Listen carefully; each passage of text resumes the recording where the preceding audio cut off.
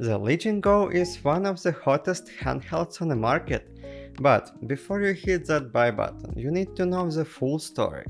And in this video, I'll reveal 5 hidden downsides that most reviews didn't mention. And just to be clear, this review is not sponsored. These are my honest opinions based on real world usage Legion Go for 1 year. So, let's dive in. When I first got my hands on Legion Go, I was excited. It's a sleek and powerful gaming handheld with some unique features, like this. But after spending significant time with it, I found some cons that might be deal breakers for some of you.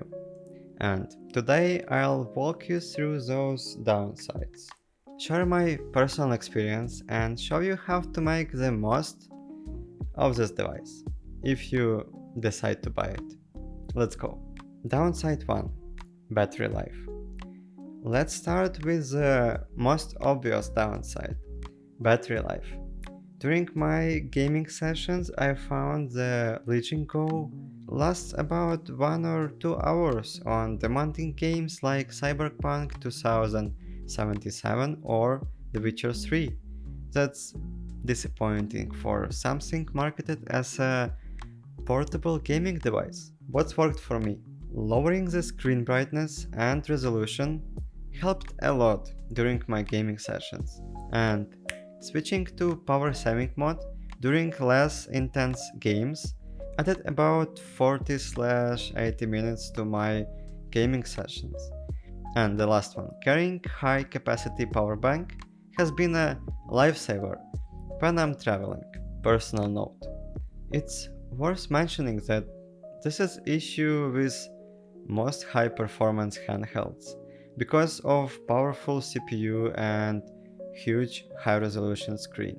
Downside 2: bulk and weight. Here is another thing you notice quickly: the size and weight.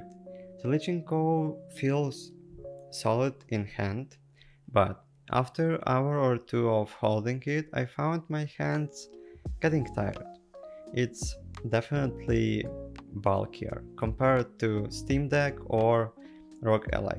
How I managed it: I started using a stand and detachable controllers for longer sessions, which made a huge difference. And I use a pillow when I'm playing on a couch. Personal note: extra bulk gives this like premium feel, but if you're planning to take it everywhere so often, it's something to think about. Downside 3: software optimization and learning curve. The Legion Go runs on Windows, and while that gives you flexibility to play almost anything, it's not exactly plug and play experience like Steam Deck. What's I experienced?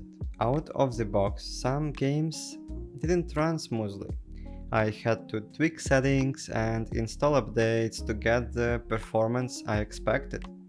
It's not like PS5 or Steam Deck, it's still like Windows. Second one, I installed the Basic OS, and that made a world of a difference. It's Linux-based system that simplifies the gaming experience, and it's resolved a lot of pain I faced with Windows. Quick one, I've made a full video tutorial on how to install Basic OS. Check it out if you're interested. Link will be in the description to this video. Personal note: if you're not comfortable with tinkering with software, this could be a major downside. But if you enjoy customizing your setup like me, you'll appreciate the flexibility. Downside 4: price point. Let's talk about value for money. The Legion Go priced higher than the Steam Deck or ROG Ally, and while it has a cool features like detachable controllers and kickstand, I'm not sure it fully justifies the premium price.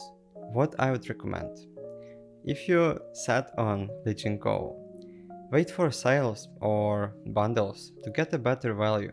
Or if you don't care about features like detachable controllers and bigger screen size, consider the Steam Deck OLED or ROG Ally instead. They are slightly more affordable, and ROG Ally offers similar performance but smaller screen, and it's maybe be better for you if you travel a lot. And Steam Deck OLED has better screen because it's OLED and it's keep battery longer. Downside 5. Limited accessories and ecosystem. Lastly, the accessories. Unlike the Steam Deck, which has a huge ecosystem of third-party accessories, Legion Go feels a bit isolated. I struggled to find good grips specifically made for this device or screen protector. Here is what's worked for me. I found a universal dock that fit for the Legion Go nicely, and I can use it for my MacBook as well. Online communities like Reddit are great for finding DIY solutions and recommendations for accessories. Personal note: it's early days for the Legion Go, so I hope accessory market catches up. Until then, you might have to get creative. And bonus section: is it right for you? So, who should actually buy the Legion Go? If you like customization, like me, and enjoy tinkering with software, this device is fantastic for its flexibility and power. And the big plus for me personally, it's a screen size. I can play games with more joy. But if you're looking for something simple and seamless, then Steam Deck, especially OLED version, might be the better fit for you. And there you have it, 5 hidden downsides of Legion Go, and how to work around them. I hope this video helps you make an informed decision. Remember, every device has its pros and cons, and the best one for you depends on your needs. What do you think? Do these downsides make you reconsider the Legion Go, or are you still excited about it? Let me know in the comments below. And if you found this video helpful, don't forget to like, subscribe, and check out my Basic OS tutorial for more ways to optimize your handheld gaming experience. Let's see you in the next video. Bye.